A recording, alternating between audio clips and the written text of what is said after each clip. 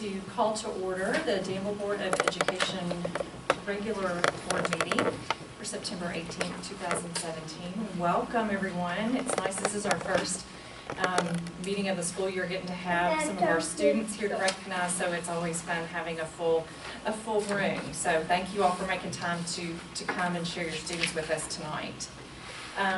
The first thing on the agenda is to approve the meeting agenda. I move that we approve the meeting agenda today as presented. Second. All those in favor? Aye. All right, motion passes. All right, moving on down to presentations. Any board member comments? I'll keep it really brief. Today at 1 o'clock I was at Tolliver with my wife, and we helped kick off the Frank X. Walker Festival today, and I was able to participate in reading to the 5th grade class in Miss Wilson's room, and it was wonderful. It was a nice book about Choctaw Indians and African Americans and how they worked together. It was very unique. The book was wonderful. It just was a nice afternoon, and the kids were just well behaved, and all the kids at Tolliver were well behaved. I was amazed. I never walked down an hallway or a hallway that behaved ever, so I just was surprised. So anyways, it was a great afternoon. Okay. All right. Dr. Wolf? Thanks. Welcome back, everybody. Also want to mention the Frank X. Walker Festival, as he himself will be presenting on Thursday to both the middle school and the high school. It is it's more than just a pleasure and an honor to have someone like Frank X. Walker as an alum, particularly at this time and stage in a period of American history that we will forever go back to look at what words mean. And to have someone who has been a poet laureate, who has chosen every word and every syllable carefully in order to convey a level of pain, a level of success, a level of power, and a level of care. To be a Danville alum and able to continue to speak to our students and staff in that same manner and represent the Danville schools at a local, state, and national level. It is always an honor to have him here, and even more so at this current time in American history. So neat to be able to have that this week. Also this week, our Bate Middle School, some of the staff have gone on a field trip. We often talk about field trips for students, but we have staff on a field trip. They're in Columbus, Indiana, looking at universal design for learning. UDL has roots at Annenberg Institute for School Reform and Brown University. And the best analogy I could provide is that in any building now we have ramps. Ramps are used for folks in wheelchairs and the UPS guy, because you have to be able to get stuff in. But the idea of a ramp that we've used simply to try and make things easier for certain people is completely accessible for those of us who are able-bodied, amble walkers. So why have stairs at all? If you can build a system that meets the needs of everybody from the onset, why would you need to do a differentiated system when in fact there is a solution that works for all? How would you do that with learning? How would you design a lesson so that in the method of delivery it didn't just reach one audience or another, but could you design activities that reached all the modalities of learning in your room? Could it be both those who are auditory, those who are kinesthetic, those who need it repeated to them, those who need to be up and moving around? Could you design a lesson that would allow you to meet all the needs at one time? That is what universal design for learning is. So Bate Middle School, especially this year, having advanced their one-to-one initiative, which has given them yet another mechanism by which to reach students in their learning processes, are looking to see how they can now take their lessons in ways like the ramp and become accessible to everyone in the room, which ultimately reduces your need for intervention because you're teaching to everyone and not just defining the pathology in the person who doesn't get it the way you teach it. So how about teaching it to everybody the first time around? So they're going to explore and see what's possible with that, which is exciting. Also exciting is we will have some National Merit semifinalist information to you all soon as soon as we're able to public release, but I can't share that now, so I'll just tease you with it. Test scores will be coming back from the state. The district gets it on Monday the 25th. That's an update, I think, from what I gave you guys on the 26th. We actually get them on the 25th. Public release will be on the 28th, so that's next week. And then the one thing that well, there's a number of things we're paying attention to, but the most immediate is our state government has run a deficit and therefore is looking for a 17.4% cut across all departments, which includes education. Our commissioner, by the end of the month, is looking to design a plan as to what that would absorb. The cost to education is over $69 million. The governor and commissioner have done everything they can to commit that it would not affect our SEEP funding, our base funding for all students and for all schools.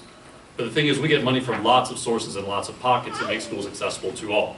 So we're all a little bit on pins and needles waiting to hear what that 17.4% is going to come from. And we've already started looking at models, guessing the kinds of things they would negate to see how we as a board might need to attack that to supplant or fill in holes that might be created as we try and meet this deficit for the state. So that's the one thing that we're all mindful of. That's a more immediate issue in facing the board. So 17.4%, 69 million, which means if there is a bake sale going on at your school, buy 2 brownies, not just 1.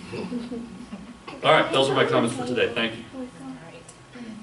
Okay, so now we'll get to move on to what most of you are here to enjoy, and that's our student recognition. Robin, you want to lead off?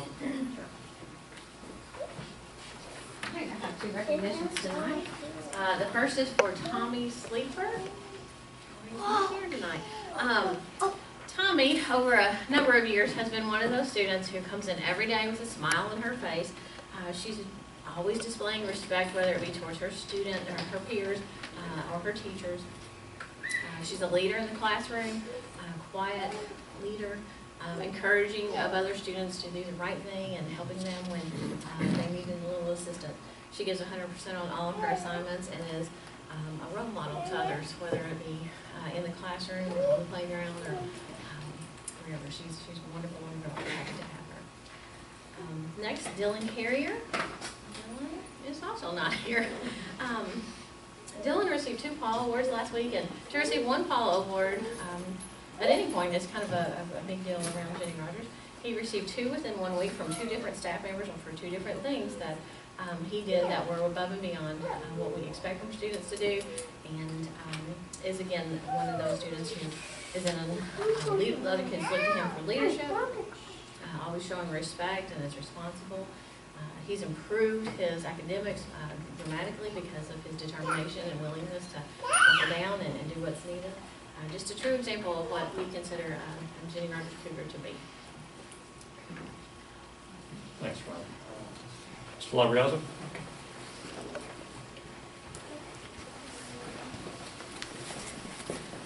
All right.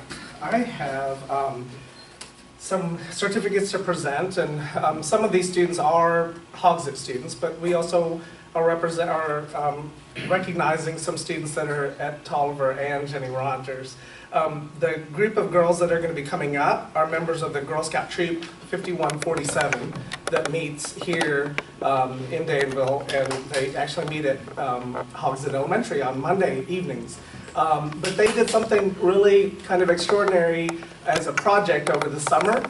They worked on something they called busy bags to distribute at Ephraim McDowell's emergency department. So they were in the newspaper over the summer, and we're just really proud of these girls for going above and beyond their academics and their schoolwork and finding service projects like this. So the first name that I'd like to call up is Miss Maggie Harris. Maggie will come in here, and then we'll stand this right there. We'll get all the girls up here. And then Talia Beasley. Talia. Miss Greenlee Young. Oh, she didn't make it. And then Jelena Hawkins.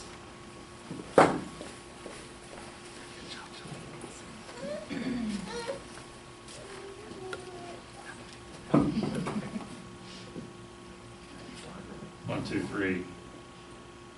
One more. Don't trip on the wire. Got it.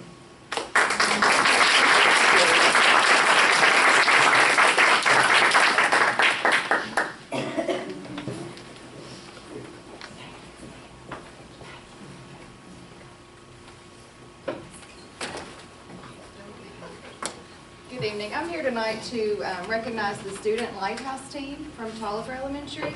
And these students are comprised students who exhibit excellent leadership skills. They applied for these positions in the spring and then were selected by the staff Lighthouse team. Our first graders are responsible in the mornings for moving our grade level cones out of the way so that we can have PE and music in those classrooms. And those first graders are Judah Duncan and Gracie Meek.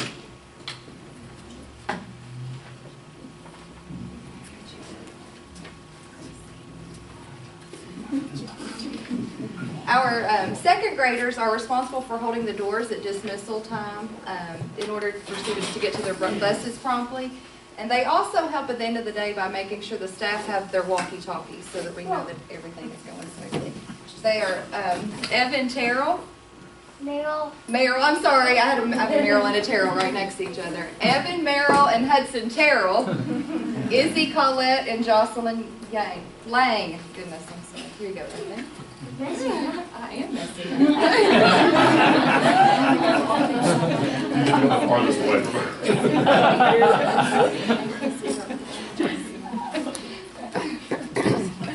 Our third graders are responsible for raising and lowering the flag, and they fold it each day at the end of the day. That's Landon Alford, Parker Montgomery, and Perseus Ferris.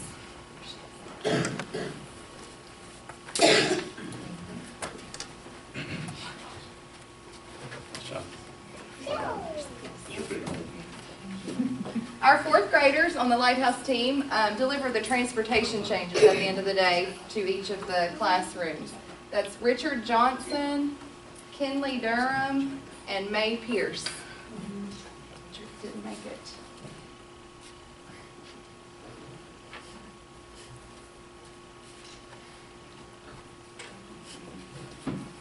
And our fifth grade students are our safety patrol. They've been waiting several years to do this. They monitor the hallways and the cafeterias in the morning, and they also stay behind after breakfast to help clean up the cafeteria. And those ladies are Taylor Caudle, Riley Ford, and Jelena Hawkins.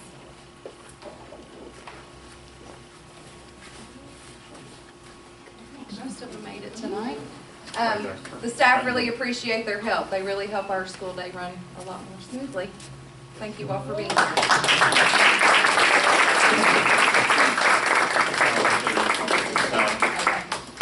One, two. Oh, I'm three. still moving. We're still moving. Oh. It's always the adults. All right, moms, dads, we got them all? Yep. All right. Thank Nice you all. talking.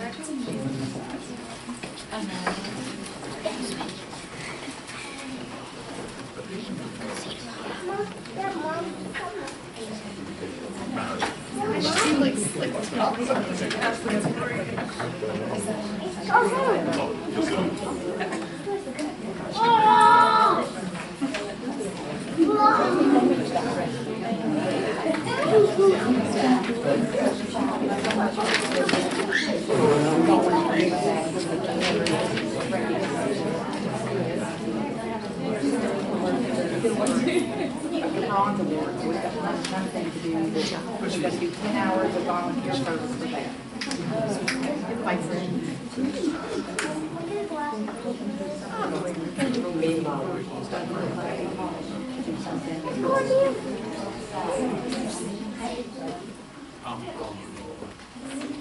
All right, moving on. The next item on our agenda is the PEP Physical Education Grant. I'm back. Can't get me to leave, Oh, can I'm supposed to hand it. I don't really know where to stand. I guess it's okay. Have a seat, Kathy. You can sit down up there at the table. At the table? Can I, right here? Yeah. The PE teachers could not make it tonight, so I was kind of counting on them doing this presentation, but oh well, here I am. So I have a little slide show, and I'm going to walk you through it, but I'm going to go kind of fast. So if you have any questions, you can just yell it out or something. But this is the final report for the PEP Grant. It ended at the end of this last year. And I wanted to kind of give you an overview. I did not make copies of all the slides for you, so I'll address the ones. The first one that you have are facts about across the nation, and then facts about Danville schools after we did the grant. Presently, Kentucky ranks 47th for children that are obese or overweight. And over the past 10 years, there's been a trend for this to increase. And when we started this grant, Danville was in that increase. Every year it was getting higher and higher. The national average is 31.5%, the state is 37.5%. If you look at the facts below that about Danville schools, over the 3 years, the district did make a change in, now this is the health screening that we did. The first year we did 3 health screenings. The second and third year we did a pre and a post at the end of each year. And we did increase district-wide by from 44% to 41%. And if you look at the schools increases, you can see Danville High School made the largest increase, going from 50.2 down to 41%, which was very significant. Bate, 48 to 42%. Jenny Rogers, 37.5 to 32%. Hogs at 47.9 to 44%. But Tolliver ended up increasing for some reason. I talked to Ron about it. We really didn't know. Some of the things that we thought could have been, they were under construction. There might have been limited space for the children to exercise and do some of the steps and things that they would need to do. There were changes in staff, in administration, and in teachers at Tolliver. We really don't know why that changed, but overall the trend in Danville right now, after 3 years of this grant, is better, okay? I asked the evaluator who helps us analyze our data, and he said that we really were in a good spot as far as other districts and other counties, that we had done really well with that. If you look at the next page, which you have a copy of, it's a highlight of the Department of Education. You can't really go by the 2014 sample that we had. That's what we applied for the grant 3 times. And on the 3rd time, we ended up getting it. So what we did is we did a sample of health screens of 5th graders across the district. So that may have just been a really good 5th grade class if you look at these. But what I would measure it from was from first year to 3rd year. And you can see on the percentage of students served by the grant engaged in 60 minutes of physical activity, went from 51.3% to 49.1%. It went down slightly because of, again, we have to measure, we can only count the ones that did the pre and the post in the same year. So in one school year, the numbers went down because we had fewer that actually took the pre and the post. So that kind of hurt our scores as well. But if you look at those who were in the healthy fitness zone, we went from 41.6 to 45.9, so where we were increasing on the physical fitness. One thing that happened there is we did change PE teachers at Hogsett. We changed PE teachers at all 3 elementary schools, because who was at the middle elementary schools at Jenny Rogers and Tolliver went to Bay. It was Brent Bowman, and he went to Bay. So when you bring someone else in, and even though they're very capable and they're doing it, they're still not going to be measuring and assessing kids at the same as another person who did it before. And that person didn't have the intensive training that we had throughout the whole grant. So all of these factors, factor in all these. So is this chart just showing elementary, or is this? This is district-wide. And then on the 3A, the percentage of students, we really did good in that area, where we went from 15.5% to 19.5%. And that's pretty high for across the nation for nutrition. But we had an emphasis in our grant for part-time nurses that did training. We brought in the Kentucky Education, Health Education Center that's out of Madison County. And those trainers came in, went to all of the elementary schools, went to the middle school. She didn't go to the high school, but we had a few things that in the summer that she did come to do for the high school students. So we had a lot of health training. Boyle County Health Department helped. We set up training every Friday, and classes signed up in some schools. In some schools, they rotated them through all the classes. So awareness of nutrition, what they should be eating, vegetables, fruits, more vegetables and fruits, all of that was a big part of the grant. If on the next slide, which you don't have, Danville schools were fortunate to have $851,149 for the PEP grant over the 3 years that we had. And that program helped with, like I said, nutrition, healthy lifestyle, and to equip our staff with professional development as well as needed equipment. On the next page, you do have, and I just listed 10 things that the PE teachers and I came up with, and that went along with the grant, that the grant provided for the Danville Board of Education and for our students. And all of these were really, really important. When I first started meeting with the PE teachers, when I wrote the grant the first time and we didn't get it, I thought, oh well, we won't go back there. And next thing I knew, next year the PE teachers were on me again. Let's do it again. Let's try and make it better. And then when we didn't get it, I'm going, okay, well, and I heard from other people, it was a horrible grant to implement. It's very hard. And so I thought, okay, I'm not going to push this, but they came back that third time. So the PE teachers really had a lot of input, and they really wanted this grant. They were going occasionally to some conferences, learning about the grant, and seeing other things that other districts were doing, and they really wanted it. One of the PE teachers that helped give input for the grant, who was not here when we started the grant, I was just amazed at the fact that he said he had no equipment at his school and that he only had 3 basketballs, one for 6th grade, 7th grade, and 8th grade. And that was pretty much what he had. If any of you ever went to any of the schools right now, especially at Bate and Danville High School, you will see a really nice area with the appropriate storage spaces where they've got balls and just everything, anything that you would want to use in physical education they have. And just recently, in the last part of the grant, we bought archery for the high school. I haven't talked to Judy, so I don't know for sure if they've started that yet. But we got in and got another small mini grant to help with that cause. And we were able to get archery for them to have an archery club at the high school. So I'm not sure if that started, but we were able to buy that. We bought golf.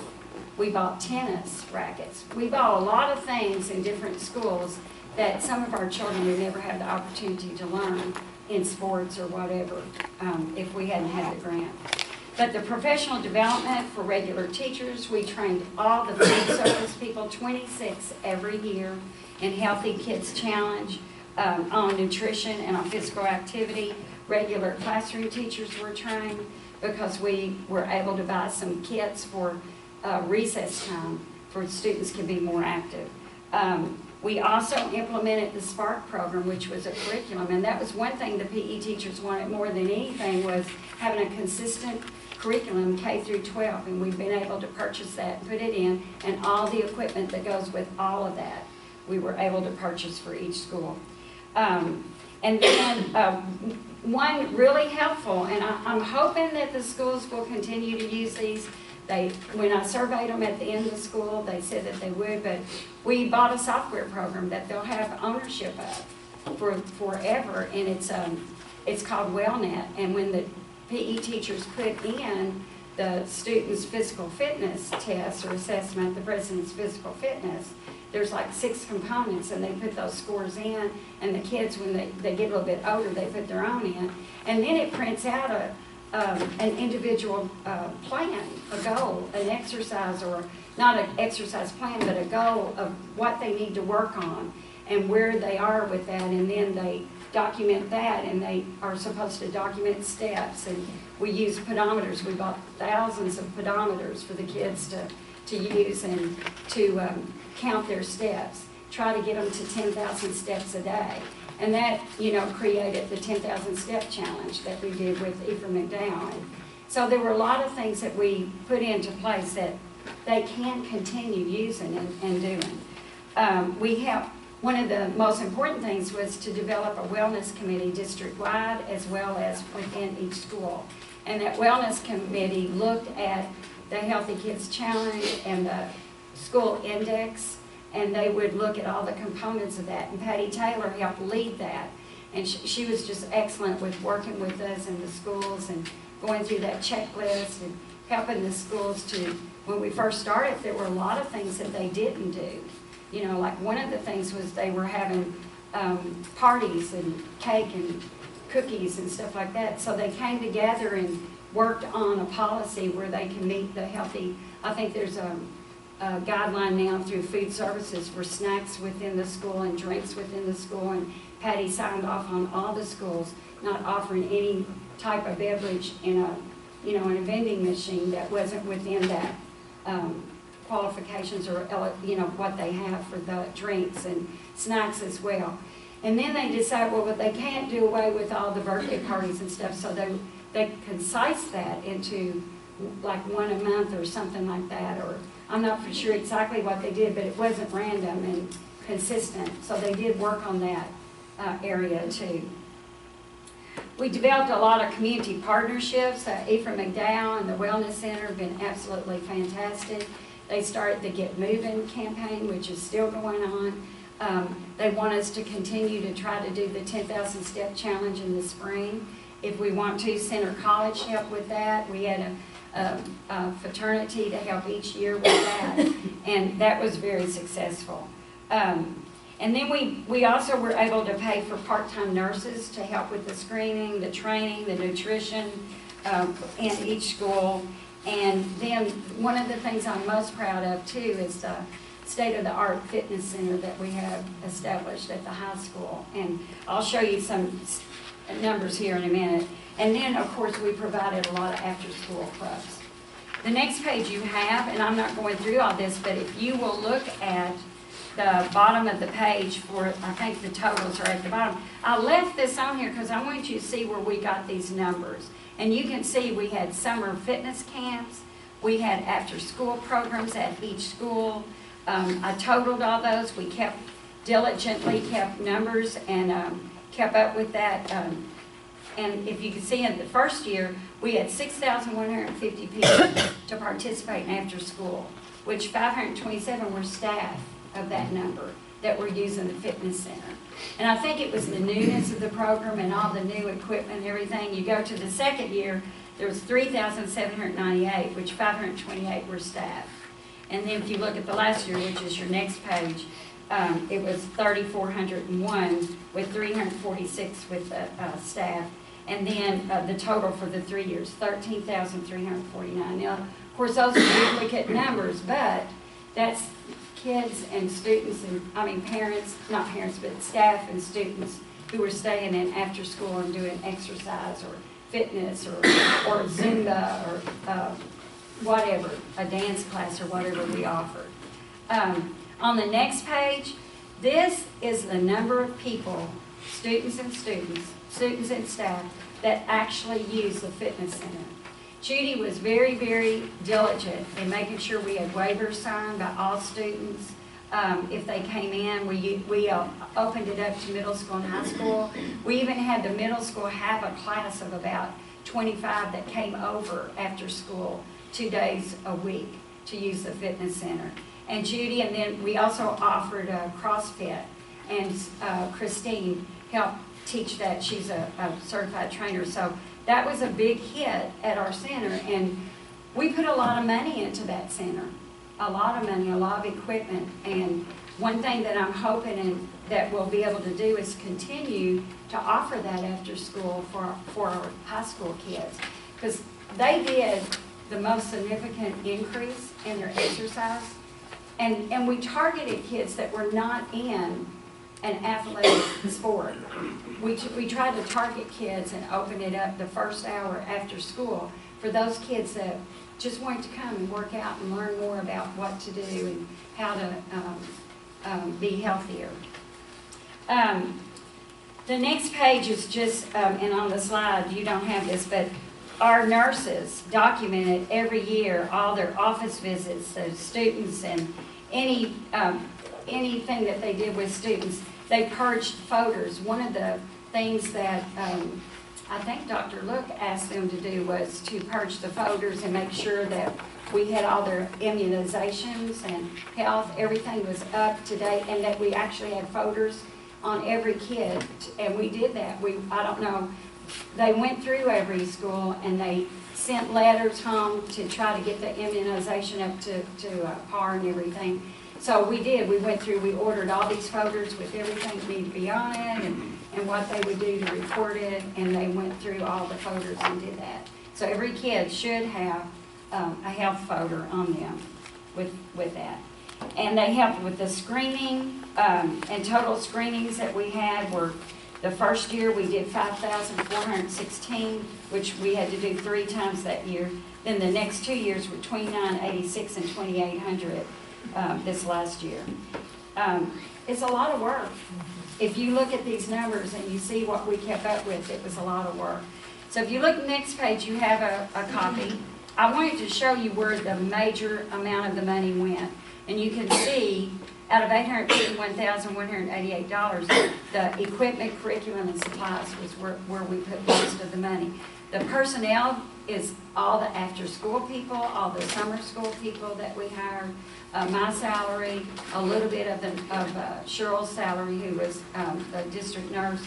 But the majority, and some of that travel was for the evaluator who lives out in Colorado to come here, as well as our teachers going to conferences. They were able to go to state and national conferences.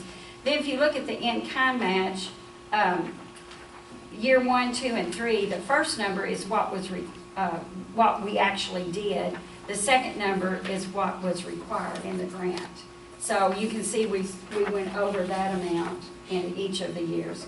And the in-kind was, you know, anything that the family resource helped do with the PEP grant, or PE teachers or volunteers from the community, any group that helped us, we could count all those hours and use a Kentucky volunteer per hour rate for that. We had lots of partnerships from Extension, 4-H, McDowell Wellness Center, Center College Recreation Department, Ephraim McDowell, that Kentucky Health Center, the Boyle County Health Department, Center College, and local people who help teach classes. And they also taught not just in the after-school program, but also in our summer program. Then, one of the things that we do with Wellness Committee, which I told you earlier, was update and look at each school and see where our deficiencies were and what we could do better. And every school chose a couple of things a year to work on, and they did a really nice job with that. In fact, if we'd had enough time, almost all of our schools could have applied for distinction and a recognition for the school health, healthy challenge at the state level. And then the last thing that I want to say is what will continue. You know, I've written a lot of grants in my life and over my career. And the saddest thing is if you don't get anything from that grant, or if you don't continue something, or you know, you write grants and it's the thing at the time that you really need. Like when we had the reading grants, the Striving Readers and the Read to Achieves and all that, we kept those coaches and we kept them going for a while. And you know, Danville schools were like moving really, really forward, and the board helped support those coaches. I mean, you know, this isn't a part of this, but that's really important that we continue that, to keep making that progress. We didn't make as much progress as we thought we would with the healthy screening, but I've been told that it's hard to change BMI level unless it's a 24/7 thing that someone's conscious of and whatever. So to make the little bit of percentage that we did was really significant, basically, from what I've been told. But all of those things being said, and everything that we did, it was a very comprehensive grant. The PE teachers were fantastic to work with. The principals were. I feel like it really helped a lot of children throughout the 3 years. I asked the teachers, you know, what would they like to maintain and keep, and pretty much everything here they wanted to do. The problem always is continuing with money and having the money to do what we want or what we would like to do. But I just want to leave you with a few things of what the teachers said. They said life without the PEP grant would be a life without the wondrous benefits of high quality, innovative equipment, numerous opportunities for improved training through high quality professional development, and more importantly, the space and time to share these benefits with the students and staff. The PEP grant truly has made a difference in individual lives of the students and making them healthier and happier. And that was from Jenny Rogers Hobson and Tolliver.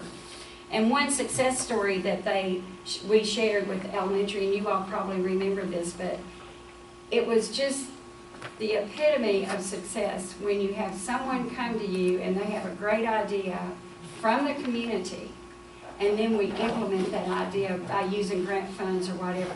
And that, when the Websters helped support the Junior Ads Running Club, that was one of the neatest things that I'd ever experienced in all of my grant writing, because it wasn't me or someone else going out and soliciting this help, but they came to us and said, hey, can we weave this in? I wish we had done it first year and known about it, but we did that last year.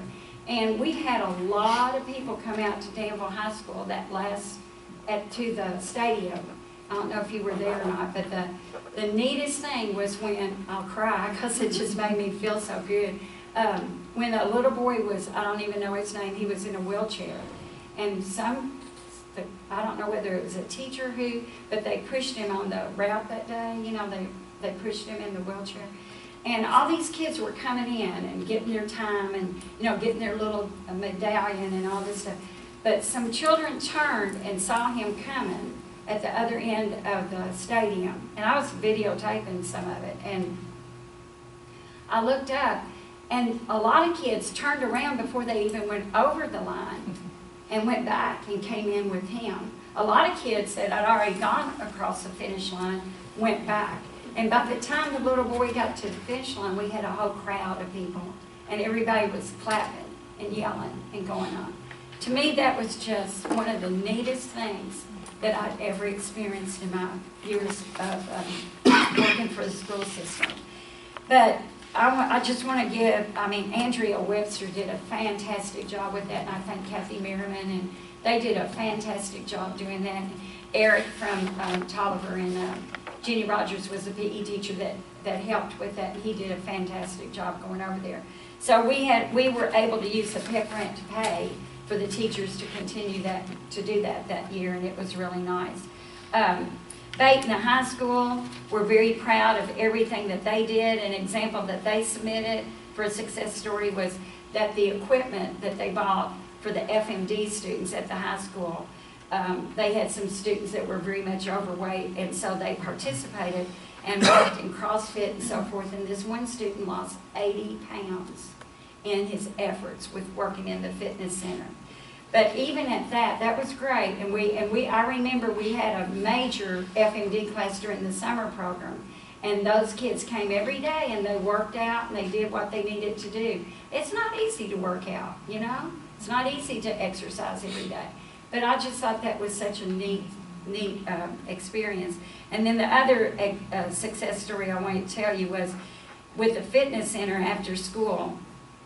It was essential for 2 Danville High School students to pass the physical fitness test for the Navy Academy, and both were accepted.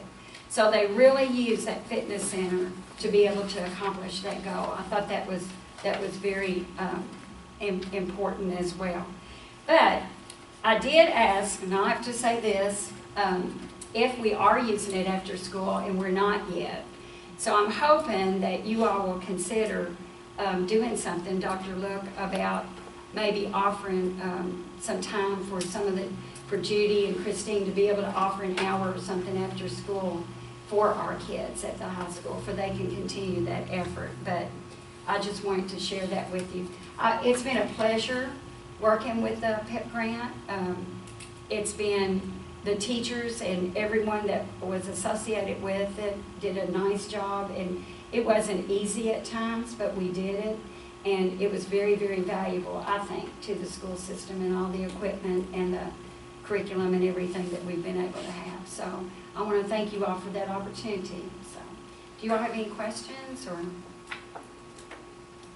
I want to say thank you, Kathy, because I know I was around your office a lot sometimes when seeing you were working on so much of the stuff, and as you can tell, we can all tell what a huge undertaking this was. it was. And I am so proud that we were able to get this grant, even if it took a few tries, because I know what it has done for our students, and I think we absolutely as a board need to look and see what we are able to continue, what we can do, what we can help support, because you know, you just see so much of this in the news now about kids and being active and how important it is at every level, not just the elementary kids, but all the way through. And I know this took a lot of time. I know you had a lot of people help with it. But I just... It was a lot of documentation too. But, you know, I know you have a lot of challenges. There's so much that needs to be done. And Dr. Luke just sharing about the cut that might be coming, but we can't ignore our health. And that's one of our responsibilities too, as educators. And I think the teachers want to do more, and they want more PE, and PE's been cut somewhat, and just like other programs, not just PE. But, you know, I can't say enough. When I took this job and I wrote this grant, I'm not a PE teacher. I was an elementary teacher. I learned a lot through this, a lot. And actually over the 3 years, you might not believe it or not, but I lost like 45 pounds. I've gained 5 back, but I did lose 45 pounds. And I've been exercising, you know, and I just really, really think it's important for us to consider. I know you don't have the money to do after school programs in exercise and fitness. I know you don't. I mean, it's just far-fetched. But at least with the fitness center at the high school and with what our kids have to offer, if you all could just offer something for them after school. You've got Judy and Christine who are trained and willing to do it. And Judy's done, I just can't even tell you how hard Judy's worked to keep that fitness center in good shape and making sure. And by the way, I went ahead and I was allowed to pay for the maintenance on it for 3 years down the road. And also, the equip, I paid for that, and there were several things with it for hoping that we'll be able to, the maintenance on the machines, and then also that they'll be able to continue using it and keep up with the maintenance on the machines. And I put it all on paper. I wrote a little tiny budget if you want a copy of it. I think Dr. Luke might have one. Paul might have given him one the other day. But anyway, it was really big, but we cut it down to very big. So you ought to look at that if you want to. Any other questions? Thank you so much. Thank you. I tried to go fast, but You did great. you have 3 years of your life, actually. I know. Well, thank you so much. Thank you so much, too. All right. We will move on to the minutes of the previous meeting.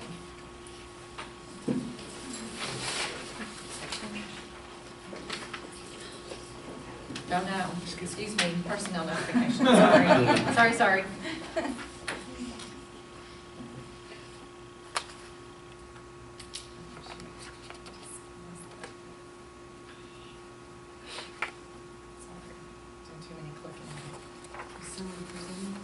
This is just for your update.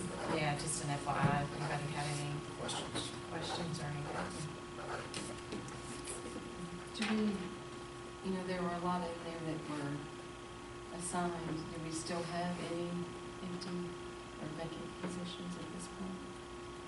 Which kind of position? I mean, Like classified, certified? yes, things come up. We've had some folks who've left, we've had some folks who've added, but in general, no. I mean, No gaping hole? no, sorry, it's hard to, it's a tricky answer. No, where there's no huge issue. No, we've got everything to fill, we've got plans for folks, and even working continuously on, as maternities come up, to make sure we have folks lined up. So no, nothing of exceptional then.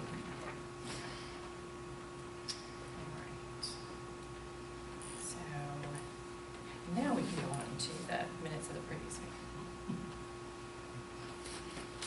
I make a motion to approve of the August 10th, 2017, August 21st, 2017, and the August 28th, 2017 meeting minutes as submitted.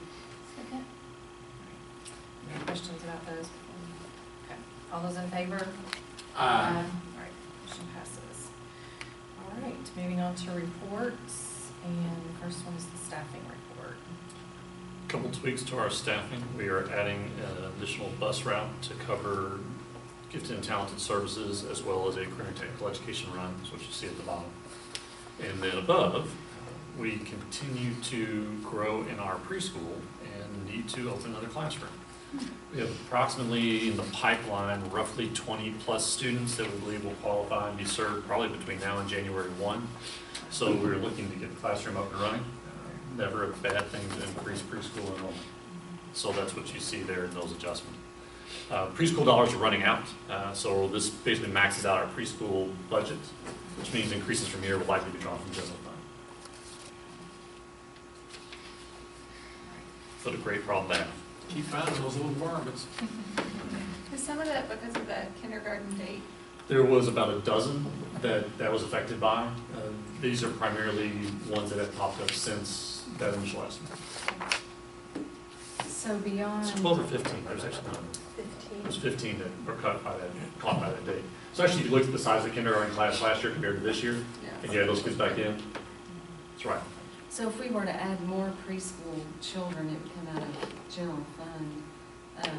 But, you know, do we have a certain cap? No. If a student qualifies, we must serve. We must serve. Here. Okay.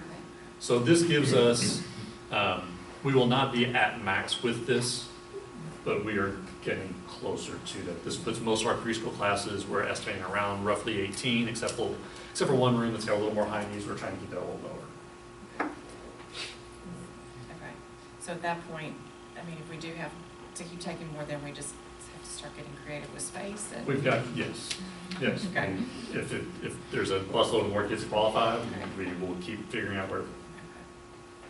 We were really hoping to have some tuition slots, but that doesn't look like that's going to happen. Well, yeah, I mean, it's certainly not a bad problem to have. You just want to make sure we've got the space and the staff for them, so, all right. Okay. Motion to approve that. I'll make a motion for the approval of the staffing report as submitted. Second. Any further questions? All right, all those in favor? Aye. Motion passes. All right, Mr. Dean, let's move on to the finance report, financial statement.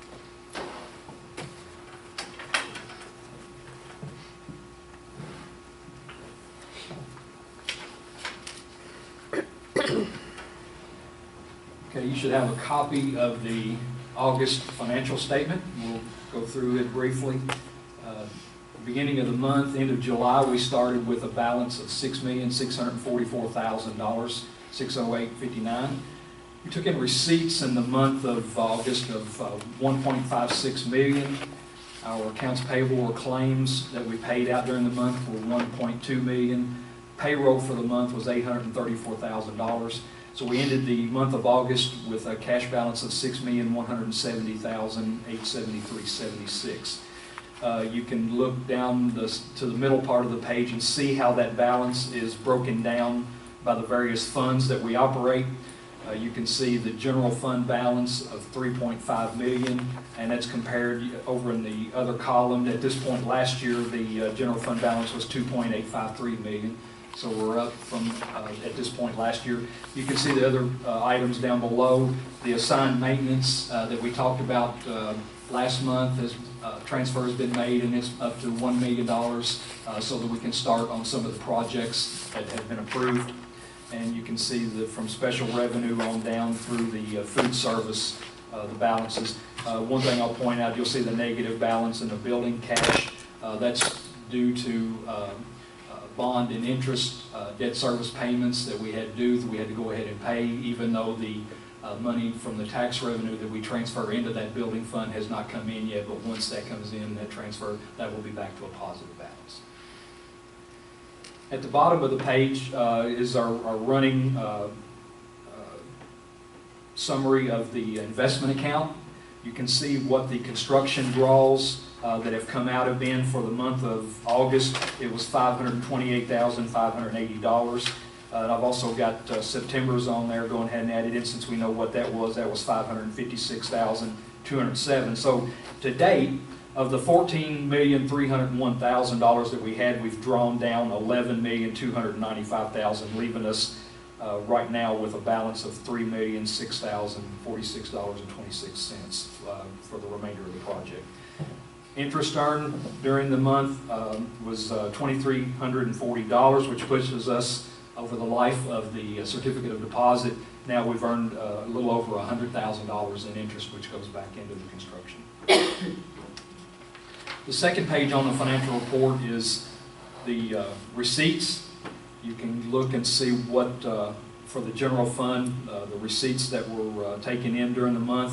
You'll notice the negative in the beginning balance. That was the amount that we took out from the beginning balance and placed in the assigned funds to get that to the $1 million.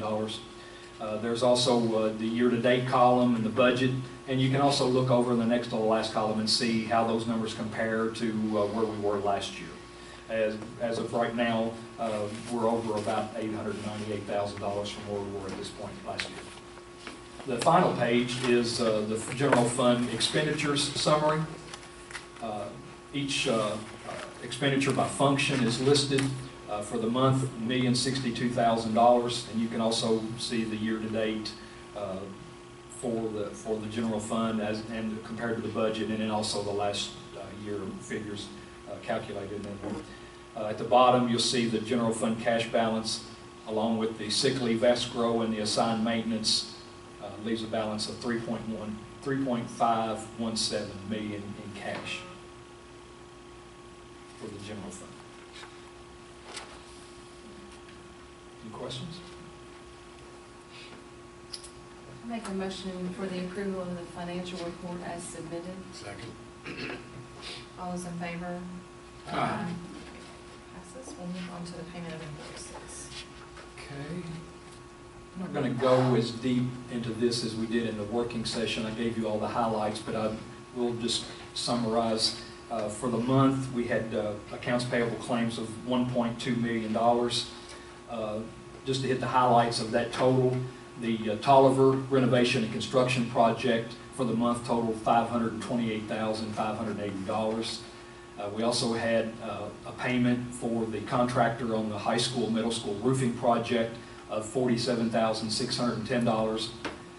We had bond principal and interest payments to U.S. Bank of $26,950, and then we also had some KISTA payments, which are on our buses, the loans that we have on some of our buses. That totaled $2,572.67. We also made a payment, the first installment of the payment to Walsall Paper for the refund of the tax that they applied for, $50,000. Just a couple other things. Student accident insurance came out during the month at $34,566. And there were several other items, like I said, that we touched on at the working session.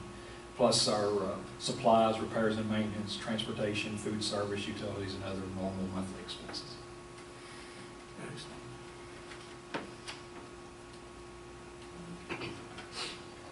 Well, I'll make a motion that we approve the payments of invoice totaling $1,200,348.47 as presented.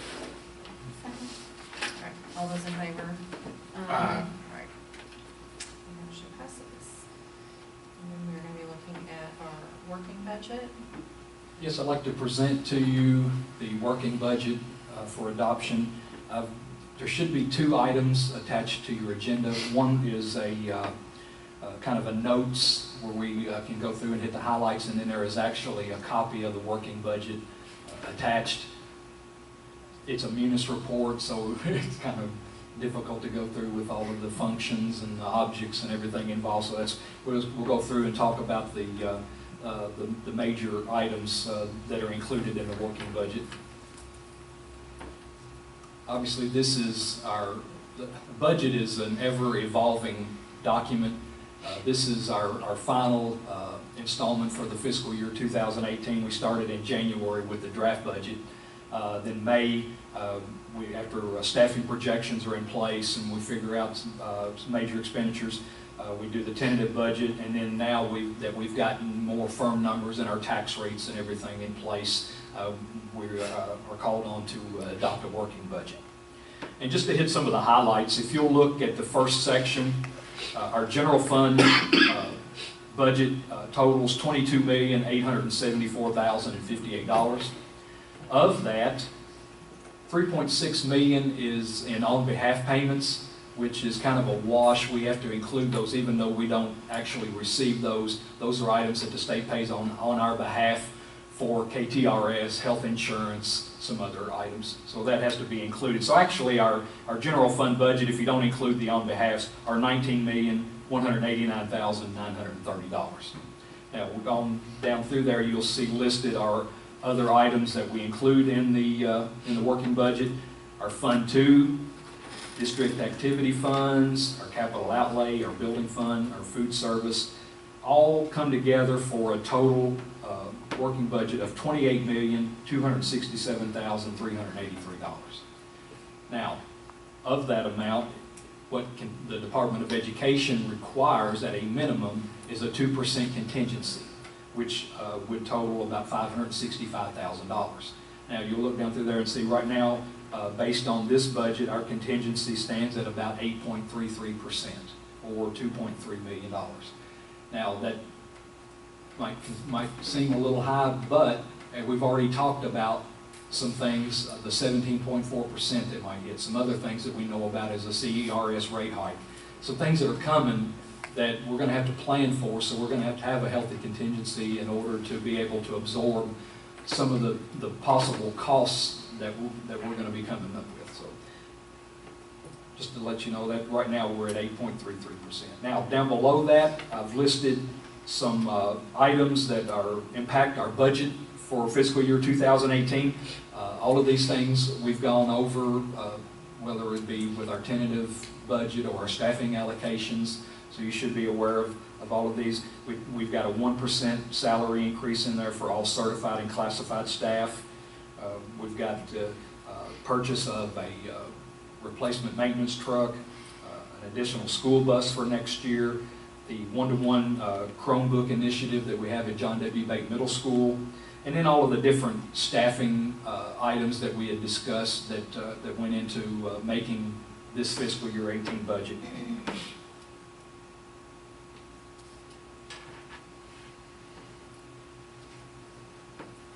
On the second page is just kind of a highlight per school. Presented this back when we were looking at the tentative budget. Some things have changed a little bit, but you can go through there and you can see the staffing, where we are at what the levels, the Section 6 funds that we provide to each school. And down at the bottom, it gives you a total budget per school. And that includes everything from staffing costs, the benefits that go along with that, electricity that we've budgeted for the school, everything that is budgeted for a school. And so I've kind of given you the totals there. And then down below that, just so you'll see, are a couple of statistics that I think you want to be aware of. If you look at the salaries and benefits for the general fund, right now without the on-behalf payments, we're at about 70% of the general fund budget. Well, that is excellent. So, and I think that's a really healthy percentage when you consider that a lot of schools are exceeding that, and most of their budget is being eaten up by salaries and benefits. That is excellent. Good job. And then below that, I think we were asked before what our total schools budget is. So if you look at those numbers up there, you add those together and divide by your general fund budget. Now, I don't take into account the contingency there, and so right now we're at about 72% of the general fund budget.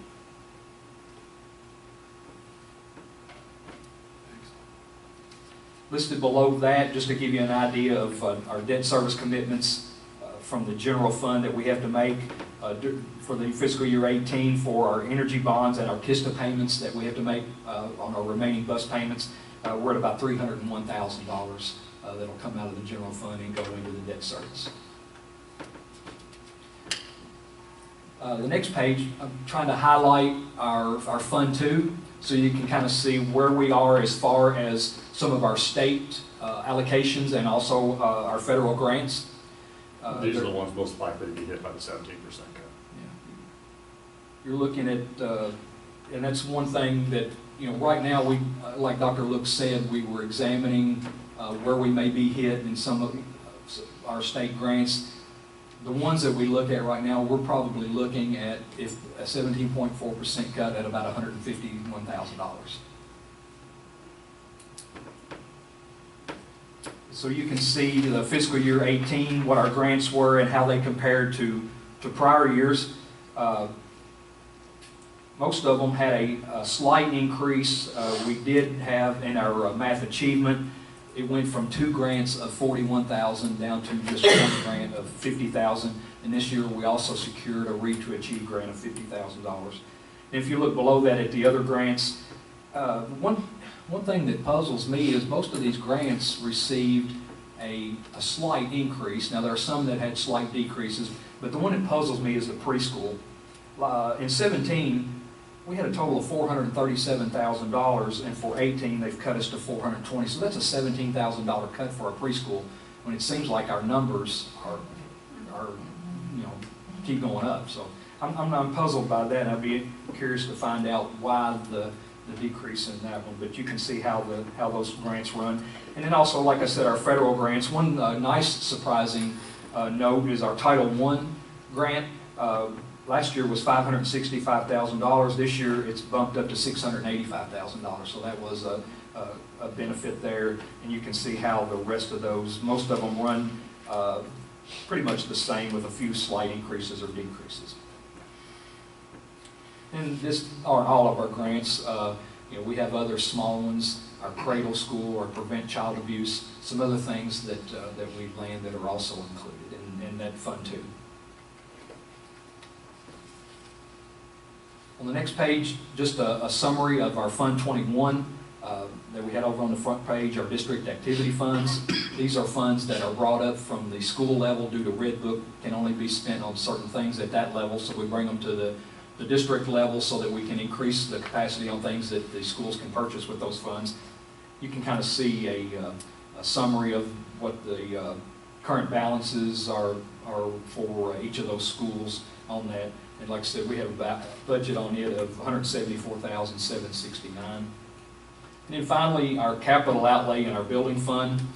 Our capital outlay numbers are based on our SEEK forecast of 1,660 ADA, and the total for next year is $166,000.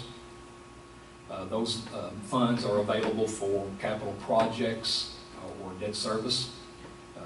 Below that is our building fund. You can see that the budget for that is $1.150 million. We have debt service for the year of $763,639, so that leaves us with approximately $387,000 that will be available for capital projects that we'll use for this year. And then you can see the funding, how the building fund is funded. $451,302 twice for the nickels, the recallable nickel, and then our FSPK nickel. And then we're matched by the state, full equalization, $198,588 on one nickel, and then $49,647 on the second nickel, which totals the $1.150 billion. And then finally, down below that, you can see a schedule of some of the debt service payments that we have on our bonds for the year. So all of this summarizes what we had on page 1 as far as the total numbers. And if you want to look at your actual copy of the working budget, if you'll go to the end, then you'll see how these numbers are totaled on that last page, and for a total of $28,267,383. So the second report's about, what, 35 pages? Yes, Yeah, 33. It was really interesting reading. I'm sure. But I did read it. So, thank you, Paul. This is excellent work, and also to you, Superintendent. Very healthy financial situation. We benefit from a healthy carry forward, which helps our contingency, and allows us to plan, like I said, for some things that are coming up that we may have to deal with. Sure.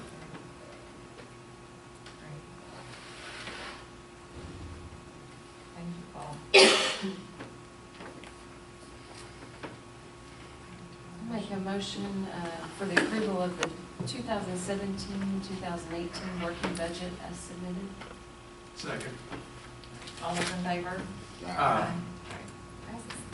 Thank you all. Thank you very Thanks, Paul. much. All right, and we are moving on to our consent agenda.